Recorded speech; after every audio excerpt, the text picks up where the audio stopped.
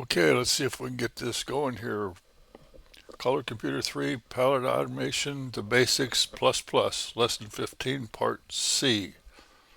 Before we do that, I'll just make a statement here. Okay, what we're doing is this palette automation is not that overcomplicated. A lot of it you can do with just writing a basic program and poking some address into the palette registers. Uh, First two lessons, we spent a lot of time on creating a sprite and getting a sprite out there, and very little on doing any automation. This one is going to be much better than that on that, because I've realized there's not a lot you can do with pilot automation, and I'll explain a lot of that towards the end of this too, because it takes up a lot of your palettes if you're going to do a lot of it. Like we've been using 15 palettes, and you can't do that if you got a game that's got lots of colors. You want to keep it the number that you automate in to a minimum, like two, three, or four at the very most, and getting them to work together is critical. So what we're going to do here is some simple stuff. We'll probably do more coding stuff, learn some more coding tricks as opposed to actual palette automation. But anyway, that's what we're going to do. We're going to do another simple example. Okay, remember this course is for beginners, okay? And we're doing simple stuff that's easy to visualize, like our sprite we used. Okay, we could have done something with a waterfall or a bomb exploding or a rainbow or fireworks, but for visualization, for easy stuff, we're doing one pixel, a pyramid, 1 pixel, 2 pixels, etc., down the line, and using many palette registers. It's very easy to visualize when you're coding and say, oh, I understand that. Then we can go into something harder, some other more complicated sprites.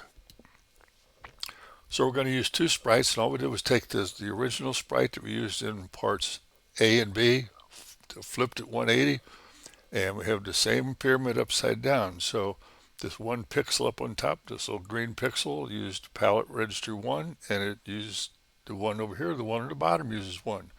The top one over here is 15. The bottom one over here is 15. So it's very simple again. It's very easy to visualize even into code. And then we're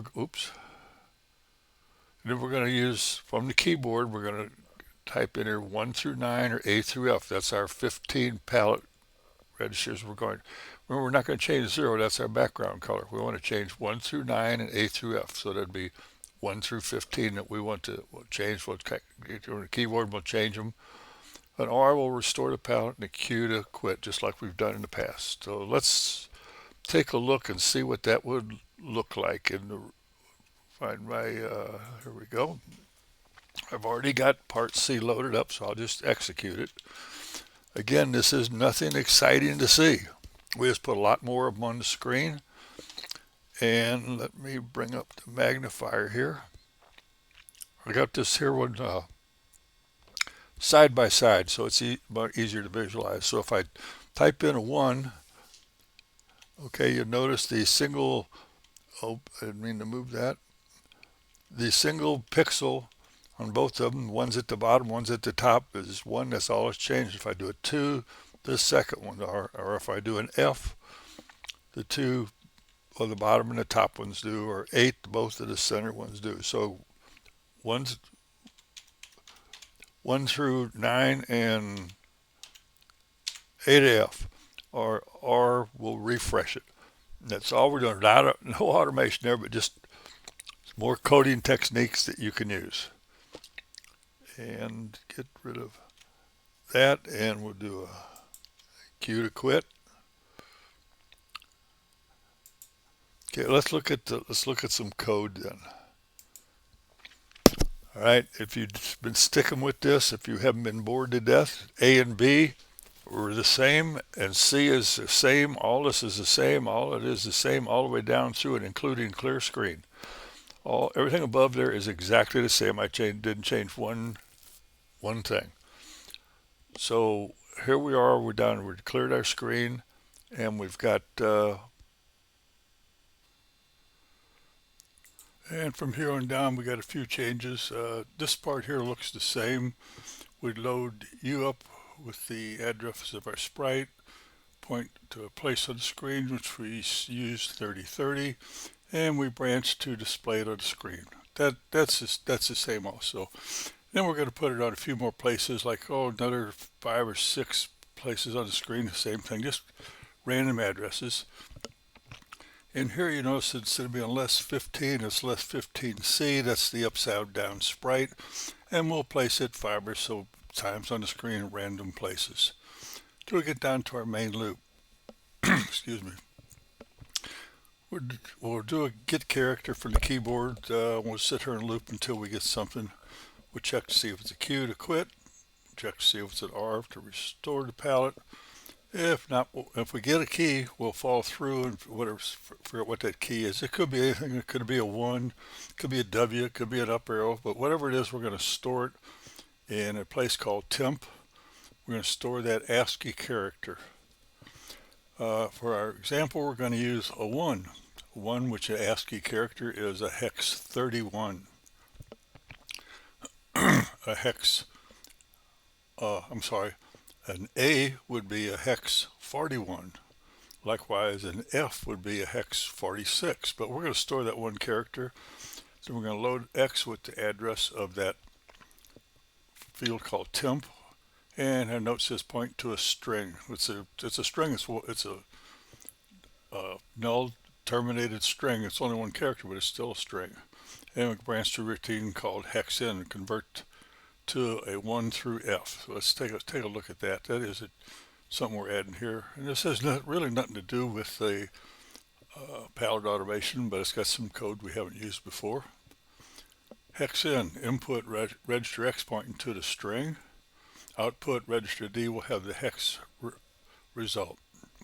Here's an example. If you type in 1A, 2B, that's the ASCII characters. In register D, you'll have 1A, 2B in hex. Remember, 1A characters, ASCII character is 3141, 3242. So the string come in. We're done. We'll have the correct output on register D. You can review this code. I put this code together back in the early 80s. And if you look at it, especially this part down here, it's easy to see. I took a lot of this out of what is now called Unraveled Basic. I used a program back in the early 80s called Dynamite and disassembled Color Basic, and about the same thing as Unraveled did today. It took me about a month to get it done, and just for, if I can find a second here, here's this basic Unraveled.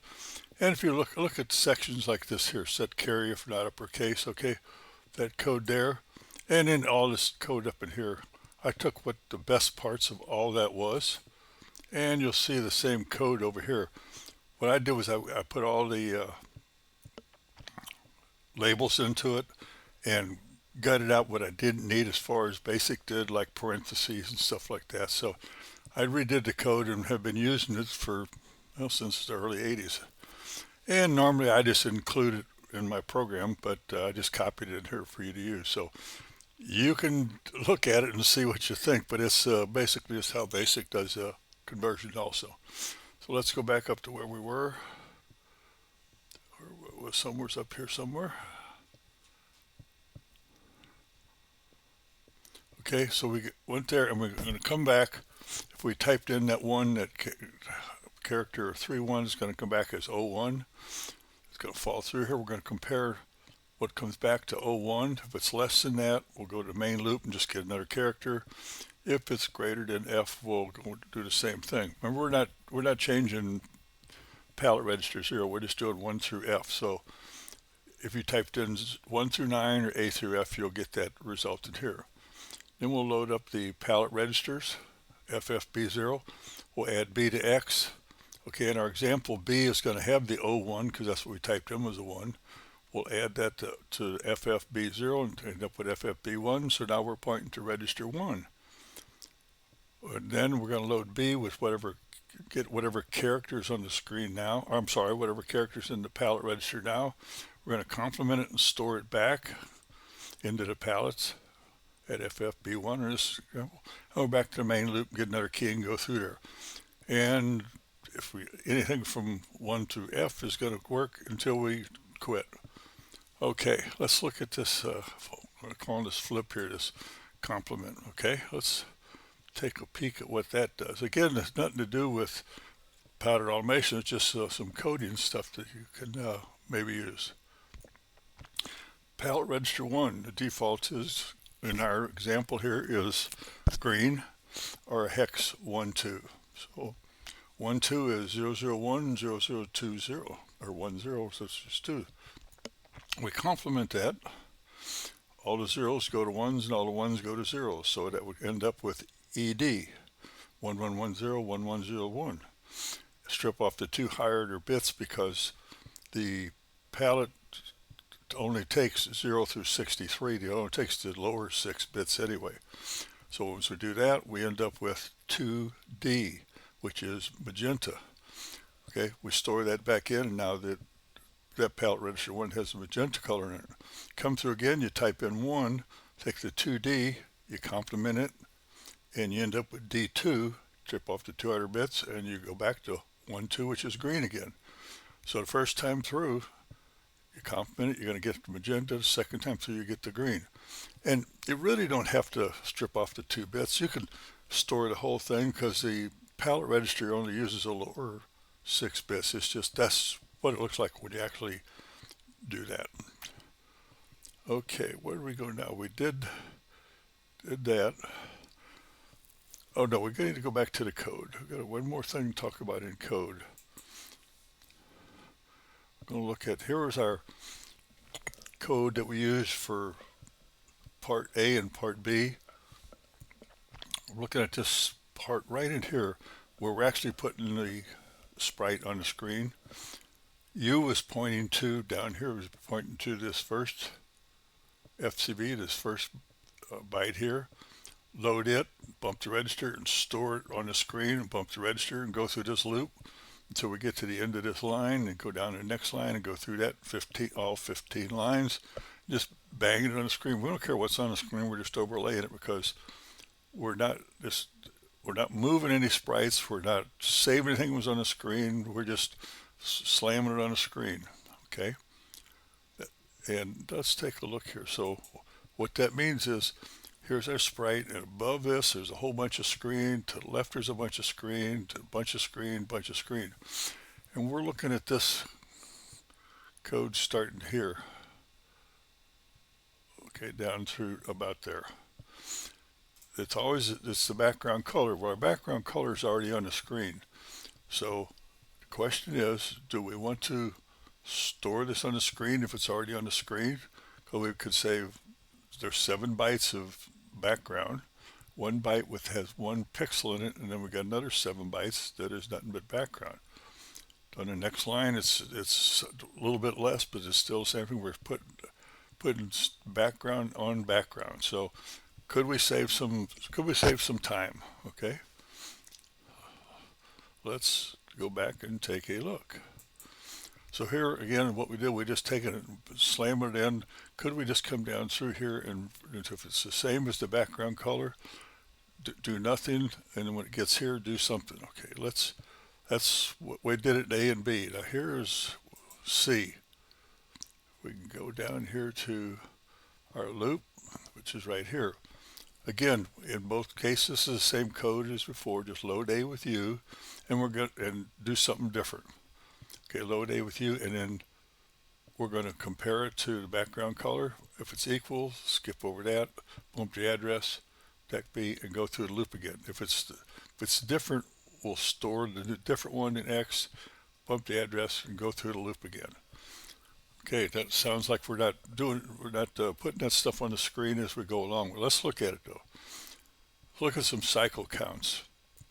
If we do it the way we did it in A and B, load A, well that's the same, we're doing it the same. And down here, I inserted this here just for comparison. If we do the store A X plus, It's 4 plus 2 cycles. You can read up on cycle counts and that, but we're just for this exercise, this is what we're doing here. It's 6 cycles, okay, to do that store. So the old way, loaded up, 6 cycles, it's done, we go through. Now let's look at the new way. Compare A to the background color. Takes 2 cycles. Branch if equal, 3 cycles. All right, if it's equal, we're going to branch down here. Bump this address here is 4 plus 5 cycles. So now we're already up to 10 cycles, okay? And so therefore, if by not storing it, it's 10 cycles. What if it's different? What do? Do I compare again? 2 cycles, branch if equal, 3 cycles. Well, it's not, so we're going to store it, which is another 4 cycles. So we're up to 9 cycles in, and then we're going to bump our address by 5. Now we're up to 14 if it's different. So the old way, it was 6 cycles total. The new way, if its background color is the same, it's going to cost us 10 cycles. If it's different, we're at 14 cycles. So it seemed like a good idea at the time, but as far as, remember, we're just slamming this on the screen. We're not doing any orange stuff out and adding stuff in. It was just slamming it on the screen. So what sounded like a good idea, turns out the way we were doing it for is saving cycles. You be the judge. But if you're going to optimize your code, there's things to look for is in different routines on what you could do, but then actually go back and look at actually what it's really doing to see if you want to change it. Again, it has nothing to do with palette automation, but it has to do with coding. So that's how you'd optimize your code. All right, let's move on. Okay, I'm going to go back to COCO SC, which we talked about in the first lesson. Talk about the row number, background color, and review output or some more coding. Okay, here was the thing we did in part A. We worked with the palette down here, and we worked with the FCBs up here. Again, originally when I said we'd select everything, and then I copied it to a text editor, and I got rid of all the labels. You didn't have to, but I had too many labels. I just wanted to get rid of them. Well, I found out the other day looking at something, if you right click and unclick row numbers, it does it for you automatically. Enough about row numbers. Well, let's talk about the palette. Remember, if you right click it, show distribution, it shows you what is being used. My thing here is I'm going to try to work with the background color, this entry down here. And I don't know for sure exactly if he uses the very first color he comes to, or if he uses the most that's in the distribution list. I'm not sure 100%. Either way, you need to watch out for this, because if I can bring up if I can find the right section I'm looking for here, if you put a different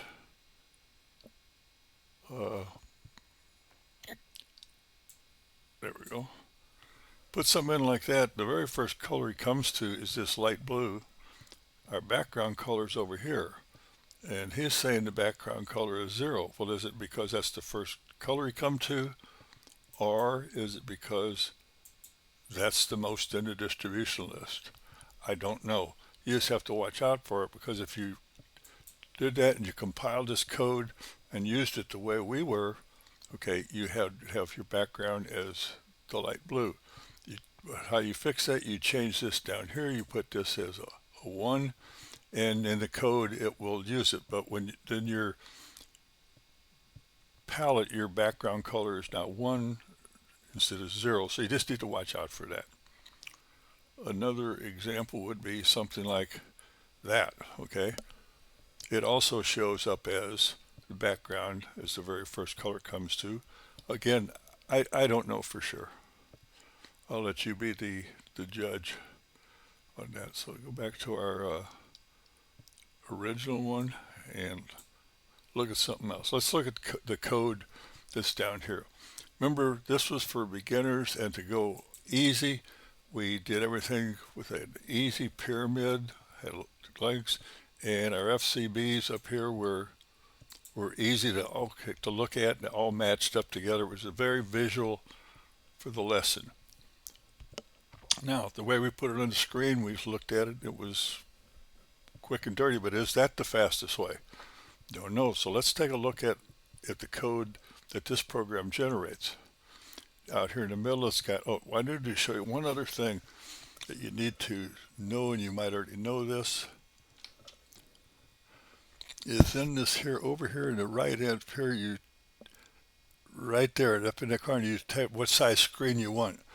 We're, in this example, what I've been using is 192 by 256. Well, 256 is 128 bytes. So that's why you put that in, and it will compile accordingly. Or you can put in there whatever a screen 2 does. You can change it and go from there. That.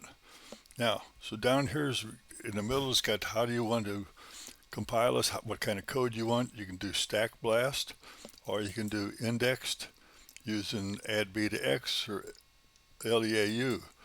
Okay, what we're using in our program is kind of the LEAU type version. So we'll go down here and we'll compile that. And it gives you a bunch of statistics which you can compare all these. And then here's the code. So what I'm going to do is I'm going to say edit.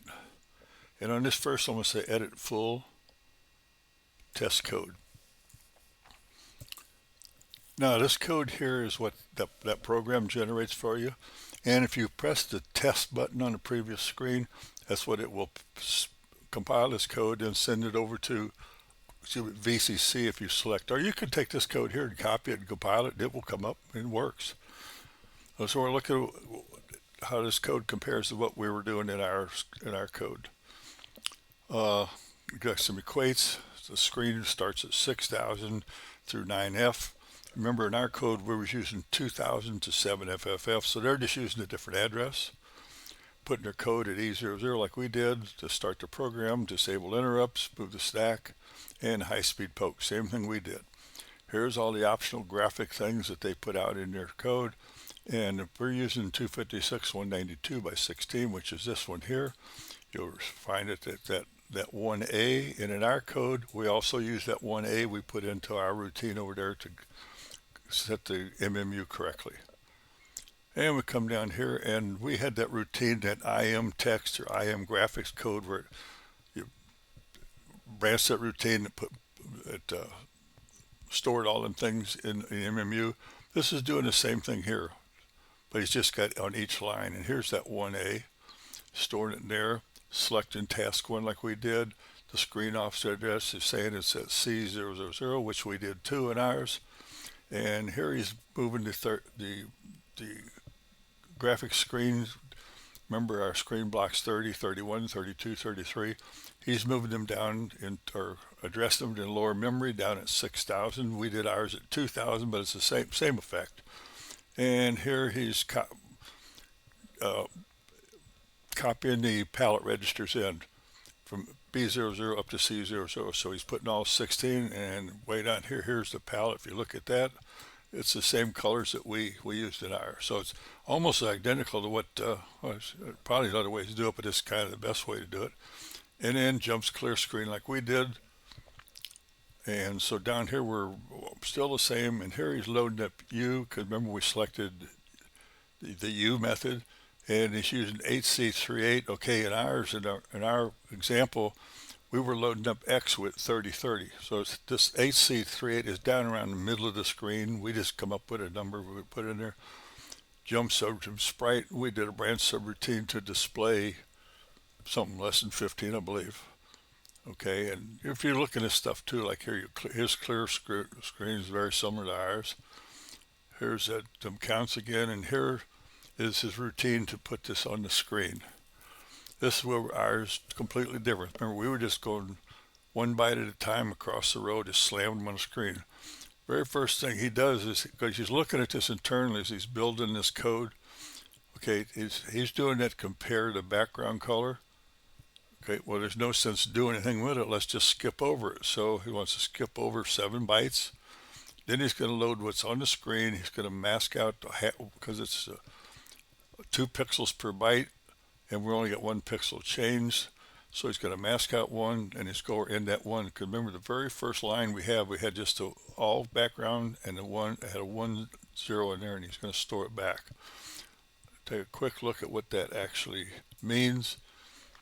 He's starting out here. U is pointing up in this corner here, right up in that corner, and he's just going to bump over 7 bytes or 14 pixels. He's going to bump over and put his pointer right there.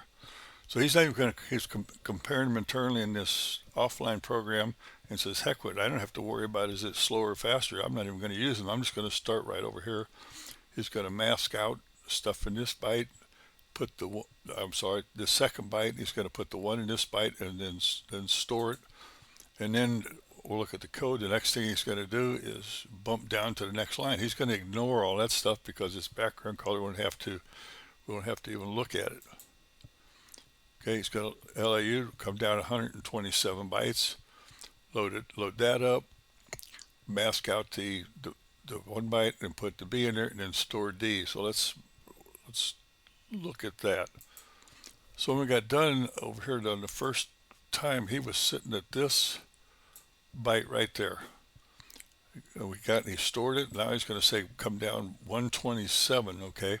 Well, if we know a 128, it would bring him down straight down one here. He said 127, so he's going to back up to here. So what he did after that, he ignored all that background, and he's sitting here, masking out what he needs to, and in register A and register B, he's putting the 2 and the 2 for these next 2 bytes and storing that. Okay, had the O2, B had 2 bytes, and he stores D, and that takes care of that. Then he bumps down 128, okay? And you can see what he's doing. He's bumping down, go all the way down here like to row 10. Look at that when he just come down 1 byte, puts ones in D, and he stores D, and U plus 2, U plus 4, 6, 8, 10, which looks like row 10 is this green row here. I don't know which byte where it's at, but we'll start right here. He stores that 2 bytes there. I'm sorry, that byte there, or the 2 bytes rather. Store them, and he's done. And he'll mask out this last one. Okay, then he'll just bump down and back up one, and let's do the same next row. So it's much faster than what we were doing. Okay, so you can lose this code. Ours was code we looked at. You could, without having someone explain this to them or to you, you can see that in very visual. This way here, once you understand what we did, what he's doing, it says, okay, I understand. That's pretty quick. All right, let's go back to here. Now we can change this, add B, okay, ABX. We'll recompile it, and let's look at just the sprite code. It's very similar to what that one just did. Other than he's loading up B, you gotta come in with X pointing to the screen, load B with 7, add B to X, that skips down 7, skips over to 7 bytes. So it's the same thing, it's just adding B. Instead of using U, LEAU, he's using add B to X. So we got one more to look at, which is this stack blast. Let's compile that. Let's take a look at that sprite code. Now that's altogether different. This takes a little bit more imagination on your part to think through this. Okay, you come in with U and bump it by 7. This is the very same as the other code we just did.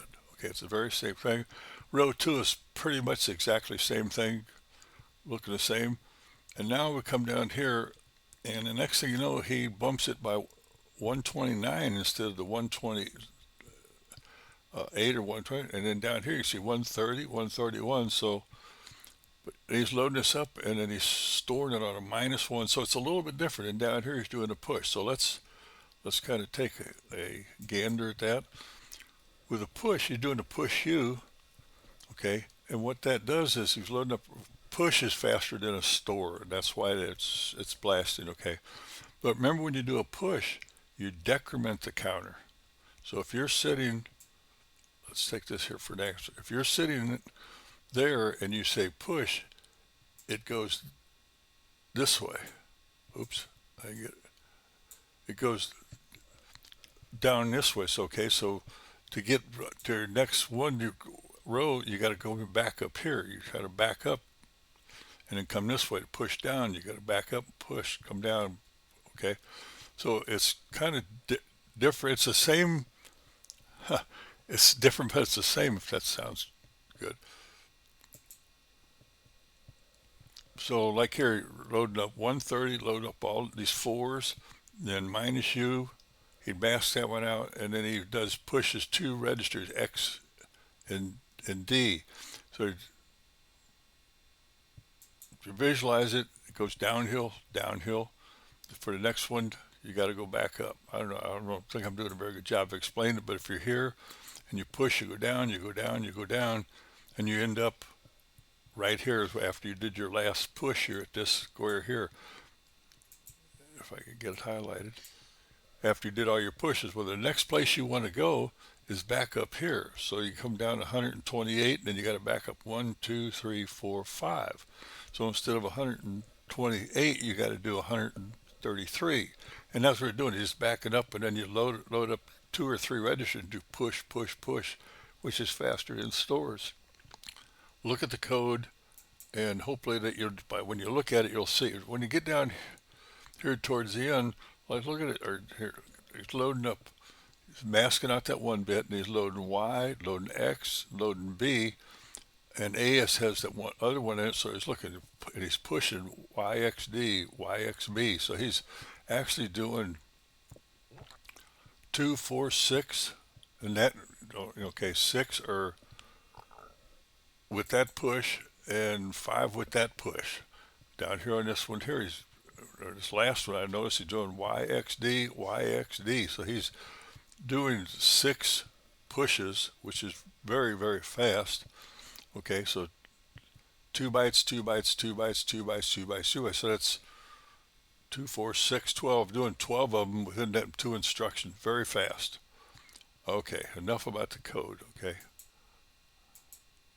you can do your own examples and see how that works. But it gives you options of doing it. I remember ours was done a simple way just to get it on the screen where you could visualize it. Now you can understand maybe some of these other ways. We didn't do much about pallet automation this time, and we may not again in the future, but we'll try. Pallet automation. If you're doing pallet automation and you got right in the game and you've got all this stuff on your screen of rocket ships and people running around and monsters and that there, you have a lot of colors in play.